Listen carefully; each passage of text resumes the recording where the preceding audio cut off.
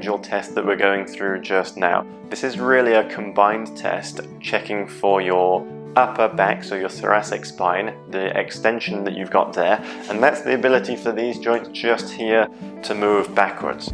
Again, if all of these points in the thoracic spine are rounding forwards, then it's going to throw your posture into a poor position. So we've got to have the ability of the thoracic spine to extend back. We've also got to have the ability of the shoulders to move back as well. So this combined test will show us how well we are. Now, I'm just going to use the wall bar because I can't get straight up against the wall, but I want you straight up against the wall. Your heels will be about 10 centimeters away from the wall. If you can't do it, we'll look at a few modifications, but that's going to be the position. We're going to get our head, mid-back, and just below the belt line. We're going to line that all up on the wall, and we're going to see if we can get our arms into this position just here by keeping the back of our hands flat against the wall, and that's the wrist as well, so I don't want people cheating like this.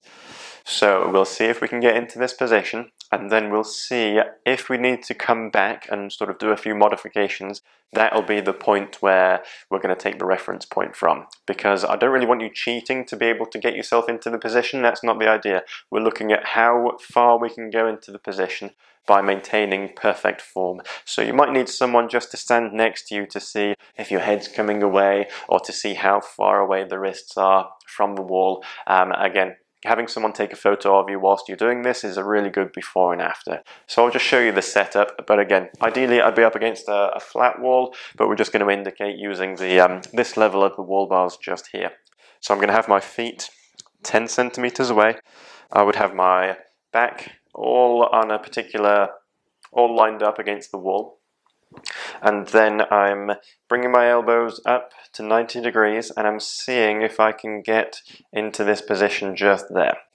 So in that position against the wall, ideally we would have my head just there, back here and there, all flattened up against it.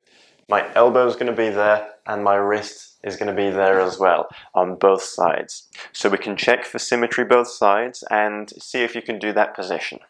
If you can't do it in that position, take your feet forwards another 10 centimeters and see if that helps take the pressure off. Another indication for flexibility is by doing the same test, but we're going to have our arms coming up this way.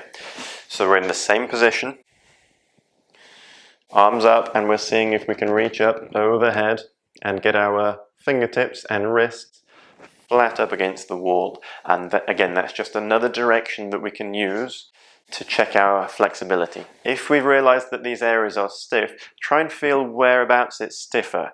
Is the restriction in the movement, does it feel like it's because your chest is tight and your shoulders are being pulled in? Does it feel like you're struggling to reach up from here? Or does it feel like there's any tension in the front of your pelvis? Again, if we're paying attention to where the stiffness is coming from, then you'll be able to focus your attention a little bit better. Otherwise, don't worry about it. We've got everything covered in our protocols, so we're going to be able to correct as much as we can.